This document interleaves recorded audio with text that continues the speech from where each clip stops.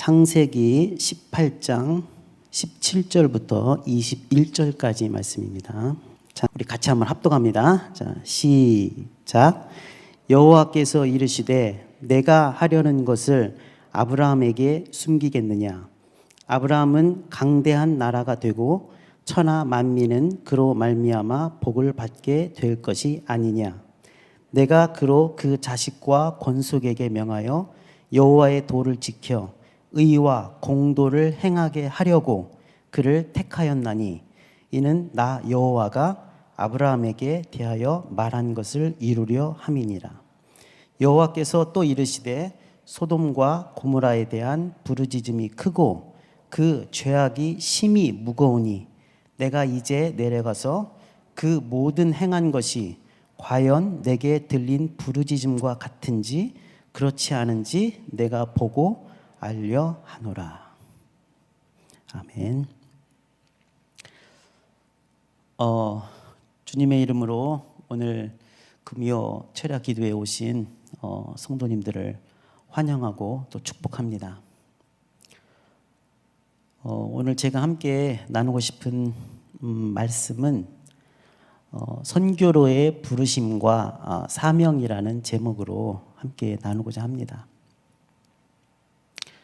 저희가 선교, 이렇게 선교라는 단어를 떠올리면 아마 먼저 떠오르는, 머릿속에 떠오르는 성경 구절들이 많이 있을 것입니다.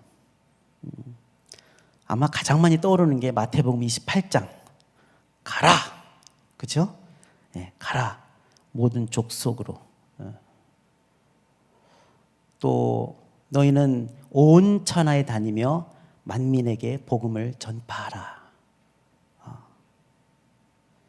많은 선교 단체들이 이제 선교에 대한 어떤 그런 제목을 삼을 때 모든 열방의 하나님의 교회를, 이런 이제 문구도 있고요. 저희가 선교를 생각하면 흔히 어떤 선교에 대한 특별한 사명을 받은 자, 특별히 부르심을 받고 그래서 사명감이 충만해서 이제 헌신한 몇몇 특별한 사람 혹은 선교에 열심인 어떤 특정한 교회의 활동으로 생각하기 쉽습니다. 마치 선교는 나와는 무관하고 혹은 우리가 생각하기를 나는 그냥 보내는 선교사, 저 사람은 가는 선교사, 이렇게 자꾸 나누어서 생각하기 쉬운데 사실 오늘 저희가 함께 나눌 이 본문 말씀은 우리 모두에게 주시는 말씀이고 하나님께서 우리 모든 성도, 모든 믿는 자를 하나님의 선교에 동참하도록 부르셨다는 그 말씀을 오는 본문은 저에게 말씀하고 있습니다. 이제 영어식 표현을 보면 하나님의 선교하고 교회의 선교를 이렇게 구분해서 표현을 합니다. 그래서 하나님의 선교는 미션, 단수로 표현을 하고 교회, 여러 수많은 교회들의 선교는 미션에다가 S를 붙입니다. 그래서 교회들이 하나님의 선교에 동참하는 그 사역 방법, 선교적인 방법은 다양하다는 것이죠. 그래서 S를 붙여주는 것이고, 하지만 그 모든 것을 통합하는 선교를 계획하시고 선교를 진행하시고 선교를 완성하시고 이루시는 그 하나님의 선교는 하나라는 것이죠. 그래서 우리는 개인이든 교회든 하나님의 선교에 부름을 받았고, 그렇기 때문에 하나님이 원하시는 선교가 대체 어떤 선교인지, 그리고 하나님이 원하시는 선교의 방법은 어떤 것인지에 대해서 저희가 겸손하게 귀 기울일 필요가 있는 것이죠. 우리 교회는 이런 특징이 있으니까 우리는 이런 식으로 선교해야 돼, 이것만 맞아 라고 단정적으로 말할 수 없는 것은 선교 자체를 계획하시고 이루어 가시는 분이 하나님이시기 때문입니다. 저희가 오늘 함께 읽은 이 본문은 비록 굉장히 짧은 본문이지만 하나님이 아브라함을 부르신 사건 우리 모두가 알고 있습니다. 근데 하나님이 그 아브라함을 부르신 목적, 왜 부르셨을까? 그 부르신 목적은 무엇일까? 그리고 아브라함을 부르셔서 이루고자 하시는 그 하나님의 목적을 이루기 위해서 하나님은 이 아브라함에게 무엇을 요구하셨는지를 잘 볼 필요가 있습니다. 저희가 선교라고 하면 그냥 가서 예수 믿으시오, 안 믿으면 지옥 갑니다, 예수 천당, 불신 지옥, 이렇게 선포하는 것만 선교로 생각하기 쉽고 전도로 생각하기 쉽지만, 성경은 그렇게 선포하는 것만을 선교라고 말하지 않고 오히려 하나님의 백성들에게, 하나님의 자녀들에게 요구하는 삶의 방식이 있고, 그러한 삶을 통해서 하나님의 선교를 이루어 가라고 요구하고 있습니다. 그것이, 그 삶의 방식이 어쩌면 우리가 오랫동안 중요하게 생각하지 않고 굉장히 무시하고 신령한 것이라고 여기지 않았던, 인본적이라고 생각했던 그것이 바로 하나님이 하나님의 선교를 이루어가는 데 있어서 굉장히 중요한 원칙으로 요구하셨던 것입니다. 저희가 이 본문을 다시 한번 볼게요. 여기 보면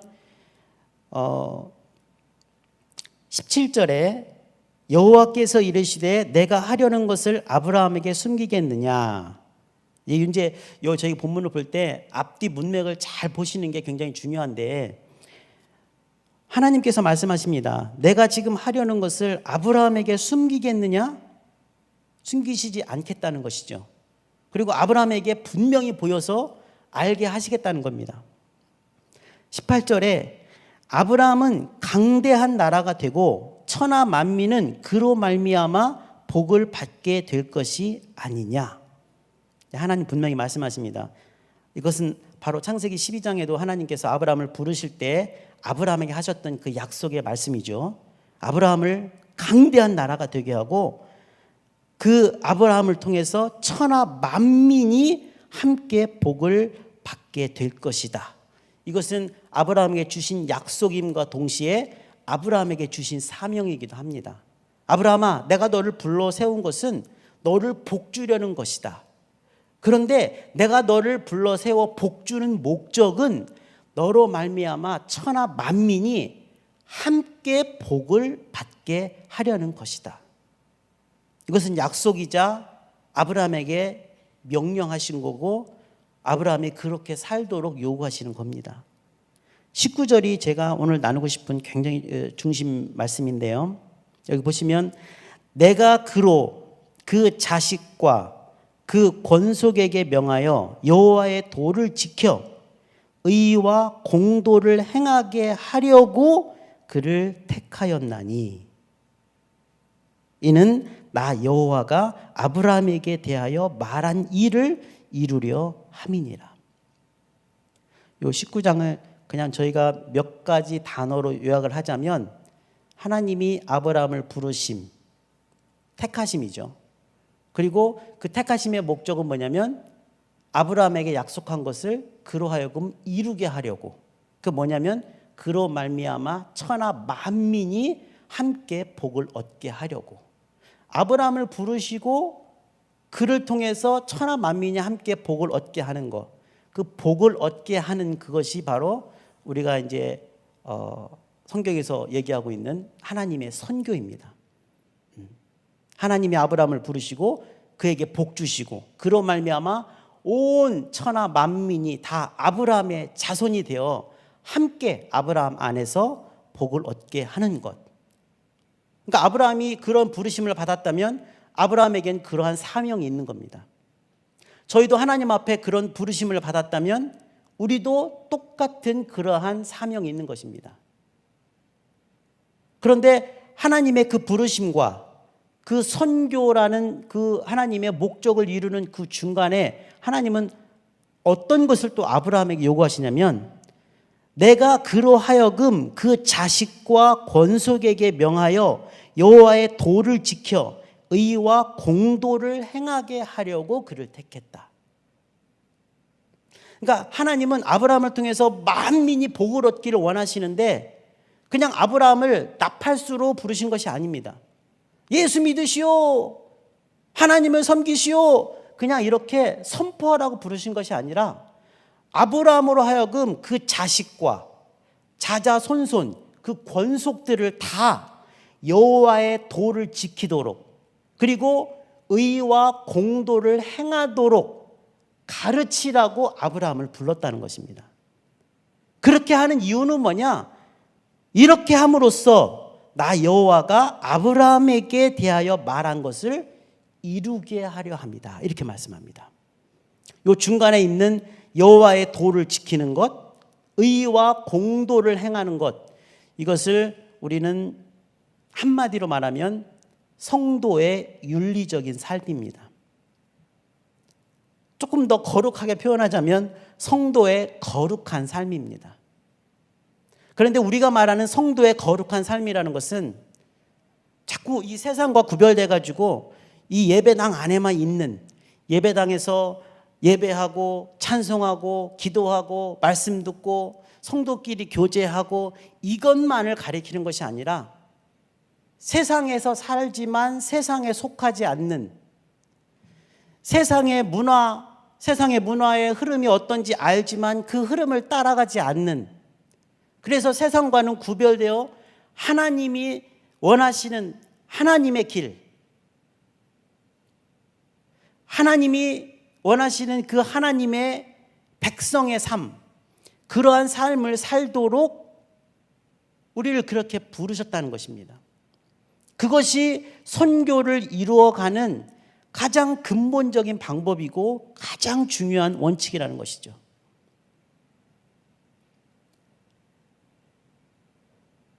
저 선교지에서 가끔씩 들려오는 아주 불편한 소식이 뭐냐면 선교지에서 선교사들끼리 싸운다는 거죠. 그러면 선교사들은 하나님의 과업, 하나님이 명하신 만민에게 복을 얻도록 아브람과 똑같은 사명을 가지고 간 사람들인데 그 선교지에서 선교사들끼리 싸웁니다. 그래서 저 불신 세계 믿지 않는 자들이 그 소식을 다 들어요. 그리고 나서 그 선교사들이 가서 예수 믿으시오, 예수 믿고 천국 가시오 이렇게 선포할 때 과연 하나님의 선교가 이루어질 것인가?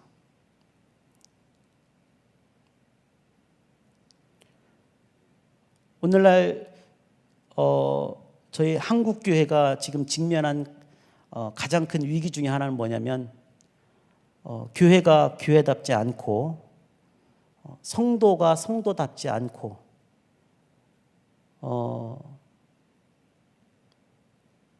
교회가 세상과 별반 다르지 않은, 조금 심하게 말하면 세상만도 못한 그런 그리스도인의 모습, 세상보다 더 권위적이고 세상보다 더 물질을 사랑하고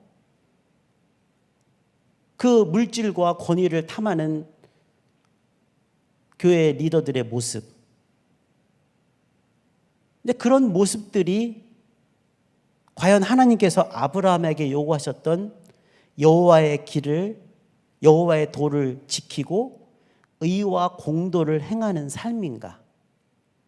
그러니까 하나님께서는 아브라함에게 여호와의 도를 지켜라, 너뿐만 아니라 너의 자손 그리고 너의 자자손손에게도 그렇게 살아가도록 가르쳐라. 내가 그것으로 해서 너를 불렀다. 그리고 그렇게 함으로써 너와 너의 후손을 통해서 만민이 복을 얻는 것이 내가 원하는 너에 대한 뜻이고 그것이 바로 내가 세계 만민을 구원하는 나의 방법이다. 그러니까 너는 그렇게 살아다오 하고 하나님이 그렇게 부르시는 거죠. 그런데 저희가 막 입으로 열심히 전도를 하는데 우리의 삶이 그것을 따라가지 못하는, 그래서 하나님 나라 백성다운, 하나님 나라 자녀다운 모습을 전혀 드러내지 못하는 저희들의 이 부끄러운 모습 때문에 복음이 전파되는 것이 방해를 받고, 정말 예수님이 바리새인과 서기관들을 향해서 막 질책하셨던 그 말씀들 하나하나가 마치 우리들에게 말씀하시는 것처럼 천국문을 정말 청문 앞에서 남들이 천국 들어가는 길을 다 틀어막고 있는 복음의 방해꾼이고 하나님 나라 방해꾼이고 세계 선교의 방해꾼이 우리 그리스도인들 지금 자신이 아닌가. 그러니까 목회자도 강단에서는 막 거룩을 외치지만 그의 삶이 거룩하지 않고, 성도들은 교회에서는 참 신앙 좋고 겸손하고 또 이렇게 하는 것처럼 보이지만 이제 가정에 돌아가면 정말 세상 어느 부모, 엄마 아빠보다도 못한 그런 모습으로 가정에서 자녀들에게 비추고 오히려 자녀를 정말 하나님 앞으로 나오는 길을 막는, 직장에서, 사회에서, 이웃에게 비춰지는 우리들의 모습이 어떠하냐 하는 것이죠. 여러분, 저희가 함께 읽은 이 본문 말씀이 왜 그 뒷부분에 뭐가 이어지냐면 소돔의 멸망에 대한 얘기가 이어집니다. 근데 하나님 뭐라고 말씀하시냐면 여호와께서 이르시되, 17절에 이렇게 말씀하죠. 여호와께서 이르시되 내가 하려는 것을 아브라함에게 숨기겠느냐? 내가 지금 왜 온지 아니?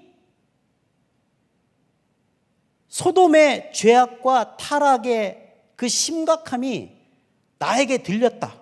여기 이제 20절에 보시면 여호와께서 또 이르시되 소돔과 고모라에 대한 부르짖음이 크고 그 죄악이 심히 무거우니 내가 이제 내려가서 그 모든 행한 것이 과연 내게 들린 부르짖음과 같은지 그렇지 않은지 내가 보고 알려 하노라.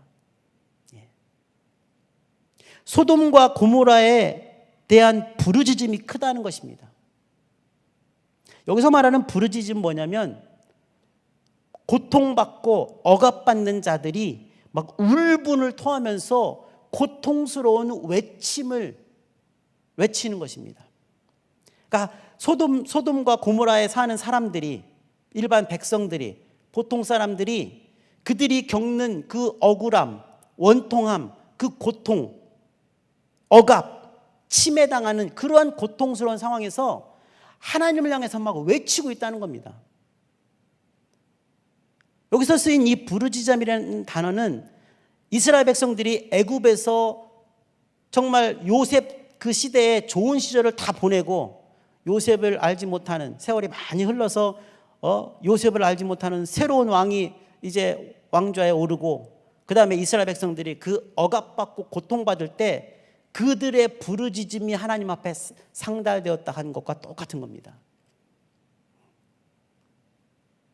그러니까 이스라엘 백성들이 겪었던 그런 고통 가운데 하나님께 끊임없이 부르짖습니다. 구원을 호소하고 이 애굽을 좀 어떻게 해달라고 하나님 앞에 호소하는 것이죠. 그러한 부르짖음이 당시 소돔과 고모라에 있었다는 것입니다. 그들의 죄악이 심히 무거웠다는 것입니다.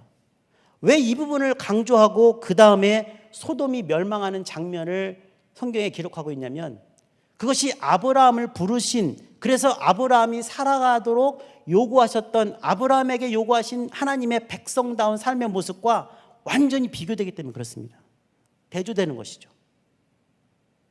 내가 너를 왜 부른지 아니?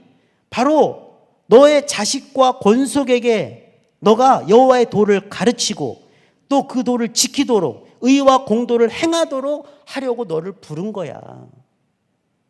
나는 너와 너의 자손을 저런 이방 민족들과는 구별된 하나님 나라의 백성다운 삶을 살도록 너희를 부른 거야. 너희가 그렇게 살아내면, 저들 가운데 함께 살면서 저들의 문화를 따르지 않고 저들에게 속하지 않으면서도 구별된 삶을 살아내므로 저들을 너와 함께 복을 얻도록 너가 그 역할을 하도록 내가 너를 부른 것이야. 이렇게 지금 말씀하고 있는 겁니다. 저희가 보통 소돔과 고모라, 이 소돔 19장에도 소돔의 죄악이 나오는데 소돔의 죄악을 딱 떠올리면 보통 어떤 생각을 하냐면 소돔의 죄는 한마디로 동성애가 심한 곳이었어. 그래서 동성애만 생각하잖아요. 네.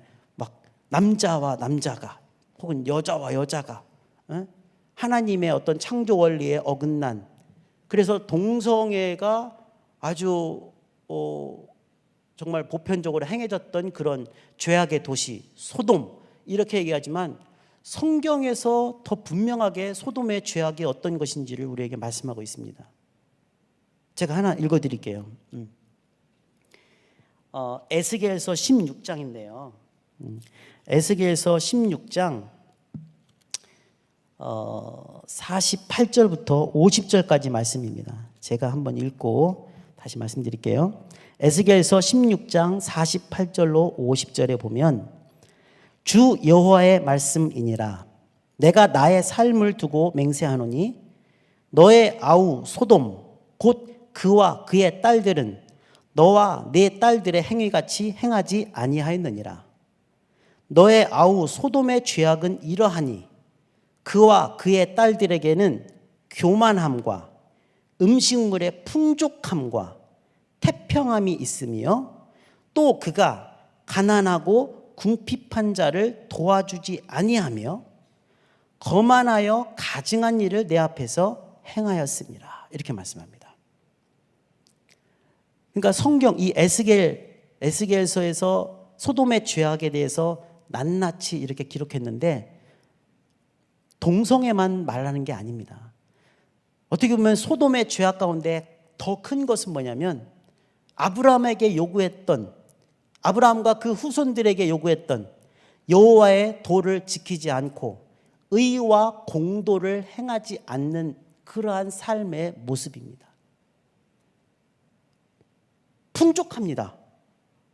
음식물이 풍족하고 아주 평안한데 그런데 가난하고 궁핍한 자를 도와주지 않습니다.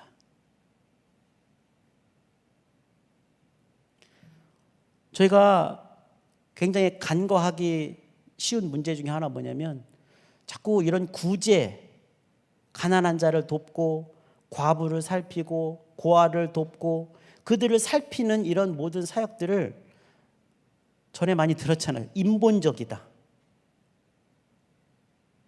그래서 구약성경 하나님이 아브라함에게 요구한 것뿐만 아니라 모세를 부르시고 모세를 통해서 이스라엘 민족 전체를 부르실 때 그들에게 주어졌던 그 많은 율법 조항들이 한마디로 말하면 여호와의 도를 지키고 의와 공도를 행하라는 것입니다. 하나님이 가난한 자를, 병든 자를, 소외된 자를, 또 과부와 고아를 얼마만큼 긍휼히 여기고 그들을 정말 살피기 원하고 돕기 원하고 그들을 구제하기 원하시는 그 마음 똑같이 하나님 앞에 부름받은 아브라함과 아브라함 공동체가, 모세와 이스라엘 백성 그 모세 공동체가, 그리고 신약에 와서는 예수와 예수의 부름받은 예수의 공동체가 똑같이 그렇게 행하기를 원하시는 겁니다. 그건 절대 인본적인 것이 아닙니다. 교회에서 열심히 기도하는 것은 신본적이고 정말 연약한 자, 소외된 자, 정말 도움이 필요한 자들을 그 손길을 살펴서 부지런히 그들을 살피고 돕는 자들을 그런 행위를 인본적이라고 한다면 이것보다 성경 말씀을 오해하는 것은 없습니다.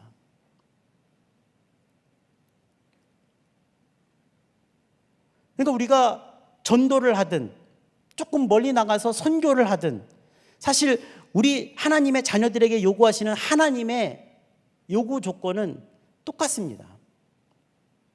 여호와의 도를 지켜라. 의와 공도를 행하라. 그래서 제가 구약 성경을 반복해서 보다 보면 하나님의 요구사항이 똑같습니다. 율법은 굉장히 무섭고 복음은 굉장히 또 이렇게 부들부들하고 그런 것이 아니라 오히려 율법 안에 잘 들여다보면 하나님이 얼마만큼 이 한 사람 한 사람 각각의 상황에 맞게 그들을 살피고 보살피기를 원하시는지 그냥 하나님의 마음이 그대로 녹아있는 것이 율법입니다.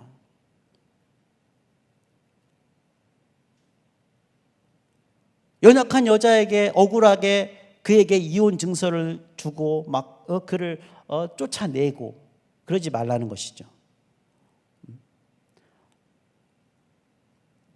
가난한 자를 외면하지 말라는 것이죠.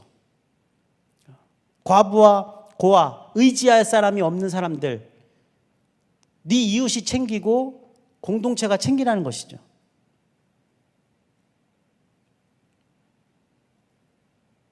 우리는 그런 삶을 자꾸 인본적이다, 조금 수준 낮은 신앙생활 이렇게 생각하지만 성경은 절대 그렇게 말씀하고 있지 않습니다.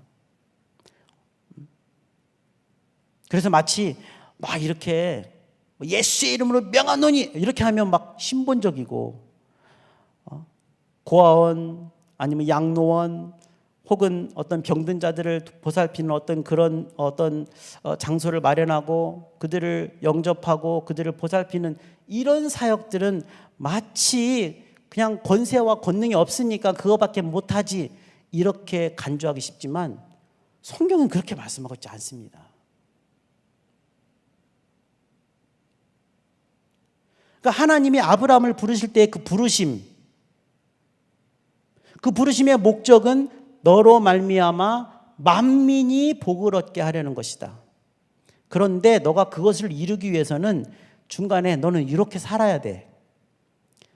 너는 너뿐만 아니라 너의 자손에게, 그리고 자자손손 너의 모든 권속들에게, 너의 수하에 있는 모든 속한 모든 사람들에게 여호와의 도를 가르치고 의와 공도가 무엇인지를 가르쳐서 그 길을 따르고 그것을 행하도록 하나님이 요구하신 겁니다. 그것을 우리는 조금 쉬운 말로 윤리적인 삶, 하나님 나라의 윤리에 합당한 삶, 그런 삶을 살아낼 때 그냥 너와 접촉하는 사람들이 너를 통해서 하나님을 시인하고, 너가 속한 공동체를 통해서 하나님을 시인하고 하나님께 돌아와 함께 복을 얻게 되는 것, 그것이 하나님이 그들에게 요구하셨던 것입니다. 그러니까 하나님이 누구를 택한다 했을 때는 그 사람 한 사람만 복을 주려는 것이 아니라, 아브라함아 내가 너를 택하여 너에게 큰 복을 주겠다, 너로 큰 나라가 되게 하겠다. 그런데 내가 너에게 복 주는 이유는 너가 그 복을 가지고 가서 그 복을 만민에게 나눠줘서 함께 복을 얻게 하려는 거야. 근데 그렇게 하기 위해서는 너가 내게 부름받은 그 부름받은 자로서의 삶이 필요해. 그렇게 살아야 하나님의 영광이 드러나고 그리고 그들이 하나님께로 돌아오게 된다는 것이죠. 과거에 하나님이 모세를 통해서 이스라엘 백성들을 불러내셨을 때도 하나님은 그 이스라엘 백성 전체를 아브라함을 부르신 것과 똑같은 목적으로 부르신 것입니다. 그래서 출애굽기 19장에 보면 내가 너희를 애굽에서 불러냈다, 너의 애굽에서 너희가 고난받고 억압받을 때 그때를 기억해라. 그래서 너희가 이제 내게 속한 백성이 된 이후로는 내가 너희를 어떻게 대한 것처럼 너도 이제 너희가 만나는 모든 민족을 향하여 그렇게 대하고, 너희가 속한 공동체에 있는 모든 사람을 대할 때 그렇게 대하라. 그래서 자꾸 그 사랑의 계명을 주신 거예요. 율법에 수많은 조항들이 있지만 율법은 단적으로 말하면 하나님을 사랑하라, 이웃을 사랑하라. 그 율법의 많은 그 조항들이 사랑을 얘기하고 있는 겁니다. 사랑. 예수님이 신약교회에게 요구하시고 명하신 것도 사랑입니다. 사랑. 오순절 성령 강림으로 이 땅에 세워진 최초의 교회, 예루살렘 교회가 그 초대교회 때 정말 온갖 핍박에도 불구하고 그들이 드러냈던 삶의 모습은 네 거 내 거 구분 없이 모두가 함께 사용하면서 공동체에 속한 자가 가난한 자가 하나도 없다 이렇게 말씀하고 있습니다.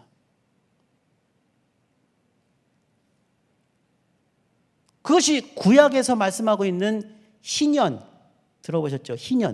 희년을 이루는, 모든 종된 자가 자유를 얻는 그 희년, 억압받고 그 다음에 모든 가난한 자, 종된 자들, 이들이 다 자유함을 얻고 잃었던 토지를 되찾고 종된 신분을 벗어버리고 자유를 누리는, 그래서 모두가 함께 하나님의 그 복을 누리는, 그것이 이제 희년인데, 그 희년의 그 이상, 그 희년을 삶 속에서 실천했던 것이 초대교회고, 구약시대 때 하나님이 이스라엘 백성들에게 끊임없이 요구하셨던 것이 너희가 그러한 삶을 살라 요구하신 것이죠.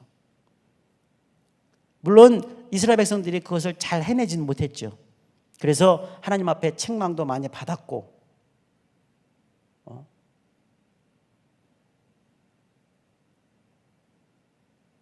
여기 오늘 본문에 보면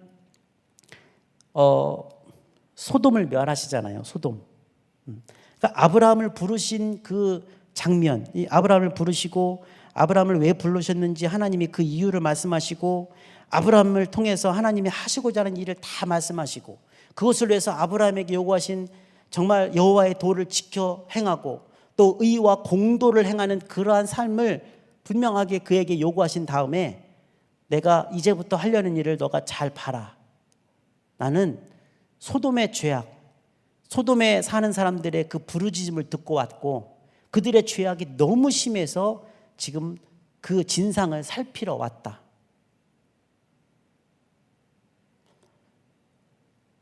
결국 그 소돔성은 그 죄악으로 인하여 멸망을 했습니다. 하나님은 그걸 통해서 아브라함에게 하나님께서 무엇을 요구하신지를 더 분명하게 말씀하신 거예요. 봤니? 소돔이 왜 망한지 아니?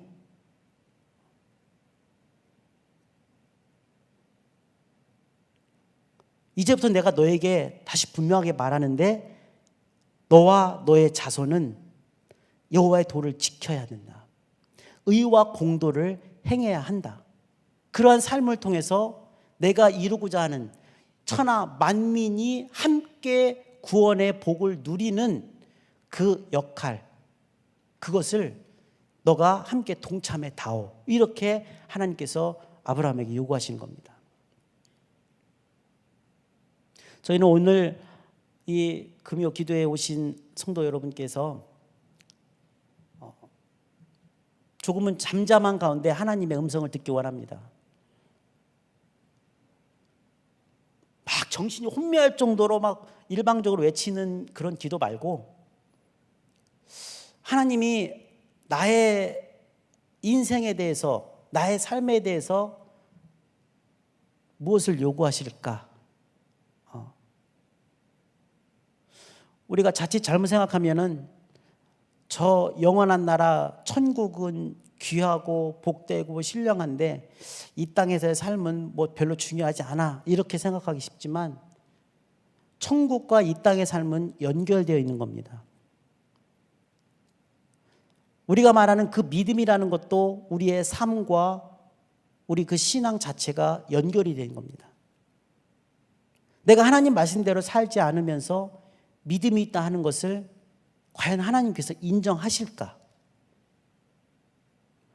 교회에서의 모습과 삶 속에서의 모습이 다른데 하나님이 과연 인정하실까? 에이, 그거는 육체에 속한 거잖아. 별로 안 중요해. 하나님이 그렇게 보실까?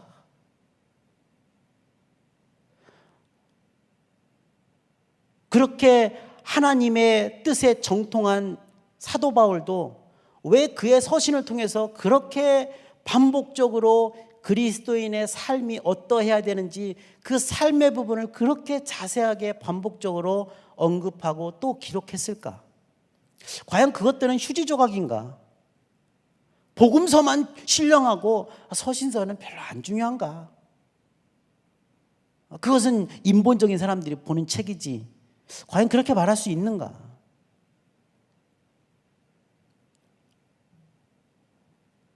하나님께서 아브라함에게 여호와의 도, 의와 공도를 행하는 삶을 요구하신 것처럼 하나님이 모세를 통해서 이스라엘 백성에게도 똑같은 것을 요구하십니다.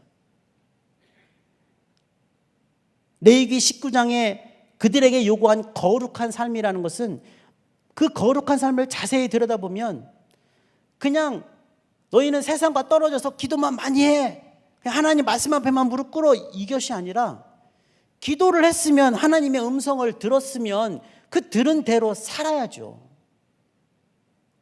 하나님의 말씀을 사모해서 왔으면 그 들은 말씀이 나의 삶을 변화시켜야 되는데 그렇지 않아요.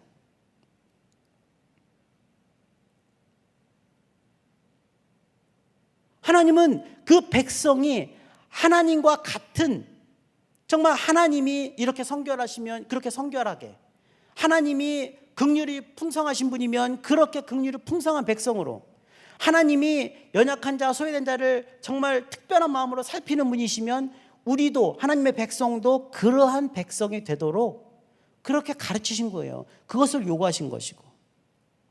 그런데 이스라엘 백성들은 그렇지 않았죠. 오히려 막 부한 자들이 가난한 자를 억압하고, 권세 있는 자가 권세 없는 자를 정말 무시하고 억압하고 착취하고. 그러니까 성경에 보면 고리대도 하지 마라, 심지어 정말 삶 속에서 필요한 하나하나의 그런 삶의 규율들을 다 가르치면서 이게 하나님의 방식이고 하나님 백성의 방식이다, 이렇게 가르친 거잖아요. 그러면 우리 백성, 하나님의 백성 된다, 그렇게 살아야 되는 건데 당시에 이스라엘 백성은 그것을 잘하지 못했습니다. 그것을 잘하지 못했기 때문에 어떻게 보면은 세상 모든 나라 중에서 제사장 나라로 부름받은 그들이 제사장 역할을 잘 못한 거죠. 이스라엘 백성 안에 12지파 안에 레위 지파가, 만약에 레위 지파가 타락하면 어떻게 되겠어요? 레위 지파에 속한 그 대제사장이 타락한 자라면 어떻게 백성을 위해서 중보할 것이며 어떻게 백성들 중에 하나님의 영광을 드러낼 수 있겠어요? 마찬가지죠. 만민 중에서 하나님이 제사장 나라로 이스라엘 백성을, 이스라엘이라는 이 나라를, 이 민족을 부르셨는데 이들이 하나님의 법대로 살지 않아요. 그러면 제사장 나라로서의 그 역할을 절대 감당할 수 없는 거죠. 예수님이 오셔서 산상수훈을 가르쳤죠. 그 산상수훈을 여러분 잘 보세요. 그 산상수훈이 우리 믿는 자들의 삶의 방식입니다. 근데 우리는 그렇게 살지 않잖아요.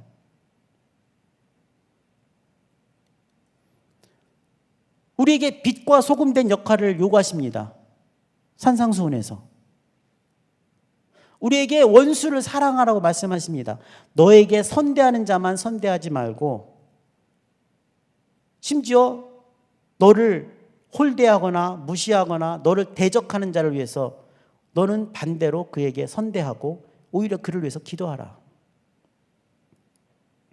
전혀 다른 삶의 방식이죠.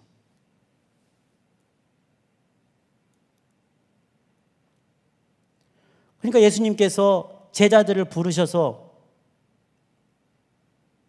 그들에게 요구하신 것이 그냥 귀신 쫓는 권세만 주시고 그것만 강조하신 것이 아니라 정말 주님께 속한 자로서 주님과 같은 마음, 주님과 같은 긍휼함, 주님과 같은 그런 정말 섬기는 마음을 가지고 함께 섬겨주기를 원한 겁니다.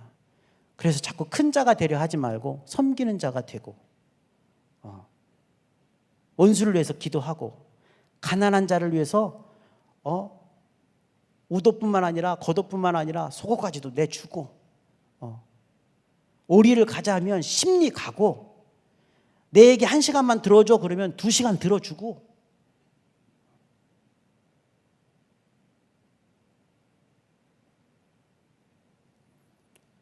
그의 아픔을 좀 헤아려 주고,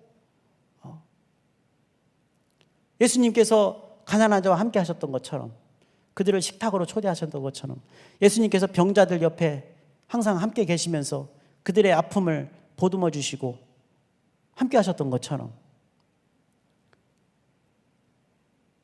그러니까 산상수훈에서 요구하는 그 삶의 모습이 하나님께서 아브라함을 부르신 그 삶의 모습하고 똑같은 겁니다. 예.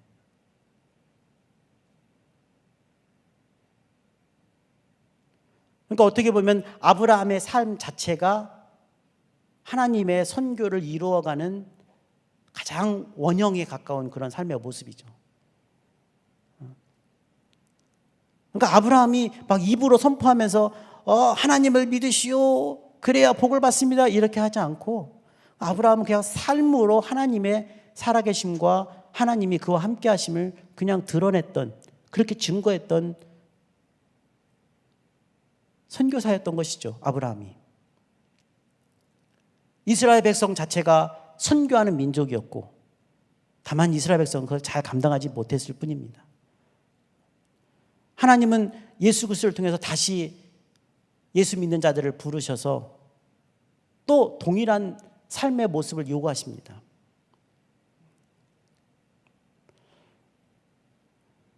저는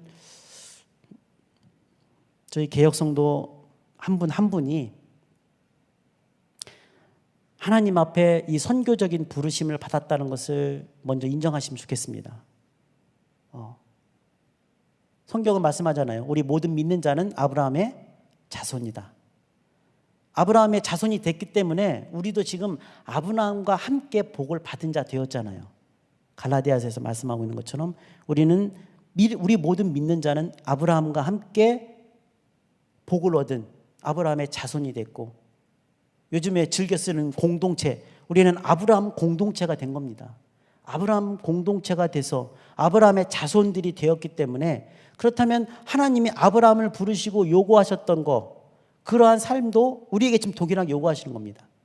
여호와의 도를 지켜 의와 공도를 행하는 삶. 왜 그렇게 살아야 되는가? 왜냐하면 너로 말미암아 만민이 복을 얻어야 되니까. 그래서 우리 한 사람 한 사람이 그 부르심에 합당한 삶을 살아낸다면, 그러면 우리 모두가 선교사입니다. 저는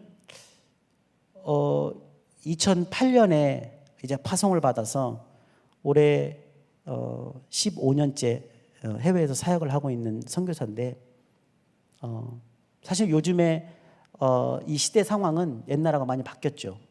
옛날에는 선교 그러면 가라, 모든 족속으로 가는 것만 생각이 이제 많이 됐고, 가지 않으면 선교사가 아닌 것처럼 이렇게, 그래서 가는 분에 대해서 막 특별한 이런 마음이 있지만, 저는 여러분이 그렇게 생각 안 하셨으면 좋겠습니다. 아브라함을 부르신 목적을 보면, 그리고 아브라함에게 요구하신 것을 보면, 우리 한 사람 한 사람, 우리 믿는 사람들이 살아가는 삶의 현장이 선교지입니다. 여러분이 주일날 예배를 드리고 예배를 마치고 정말 하나님의 복을, 축도를 통해서 하나님의 복을 아멘으로 받고 이 예배당을 빠져나가는 그 순간부터 여러분 모두가 다 선교지로 나가시는 겁니다. 여러분 가정에서 여러분은 선교사가 되셔야 돼요. 정말 아비 된 자, 어미 된 자는 여호와의 도를 지키시고 의와 공도를 행하셔야 합니다. 교회에서와 가정에서 삶의 모습이 똑같아야 합니다. 똑같다는 얘기는 둘 다 나쁘다는 얘기가 아니에요. 둘 다 좋아야겠죠. 예. 여러분이 가시는 직장에서 또 만나는 이웃과의 관계에서 여러분이 의와 공도를 행하는 정말 하나님과 같은 마음, 그리스도의 그런 극률한 영혼 사랑의 마음, 그냥 이 사람을 영혼과 육체 전 인격적으로, 그러니까 이 사람을 사랑하는 마음, 그 마음을 가지고 여러분의 삶의 현장으로 나아갈 수 있기를 예수님의 이름으로 축원합니다. 우리 각자가 다 아브라함과 같은 부름을 받은 자인 것입니다. 그리고 우리에게는 그러한 삶을 요구하고 계시고, 우리가 그 삶을 살아낼 때 우리는 동일하게 하나님 나라의 이 선교 확장에 함께 동참하는 일원이 되는 것입니다. 멀리 가지 않아도 됩니다. 요즘에 보세요. 여러분 주변에 외국인도 엄청 많이 와 있죠. 예. 요즘에는 가라가 아니라 그냥 눈을 들어 주변을 살피랍니다. 그러면 엄청 많습니다. 사실 해외에 나가지 않아도 지금 선교 국내에서 얼마든지 많이 할 수 있고 필요한 영혼들, 어떻게 보면 선교제 가서 씨 뿌리기 어려운 그런 환경의 나라에서 온 사람들이 우리 옆에 와 있습니다. 그들에게 복음을 전하시면 되죠. 어떻게? 삶으로. 섬기세요. 가서 부지런히 섬기면 그 섬기고 사랑하는 그 방법을 통해서 그냥 하나님 나라는 그냥 임하는 것입니다. 저와 여러분 모두가 겸손하게 하나님의 방법, 하나님의 선교하시는 방법을 아멘으로 받고 그러한 삶을 살아낼 수 있기를 예수님의 이름으로 축원합니다. 내 영혼아, 정말 여호와의 도를 지키자. 의와 공도를 행하자. 나를 통해서 내 자손과 가정과 이웃과 나를 만나는 모든 자가 함께 복을 얻도록 그러한 복된 삶을 살 수 있기를 예수님의 이름으로 축원합니다. 우리 함께 기도하시기 바랍니다.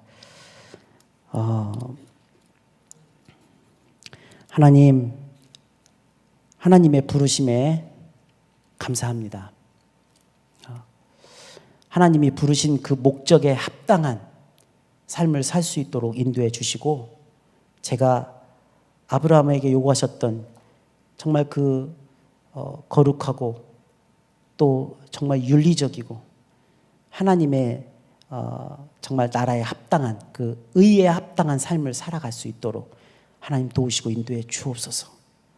정말 저를 통해서 복음이 막히지 않게 하시고 정말 우리 교회를 통해서 하나님의 복음이 막히지 않도록 하나님 저와 우리 가정과 우리 교회를 사용하여 주옵소서. 우리 예수여, 우리 두 번 부르시고 간절히 기도하겠습니다. 시작. 예수여.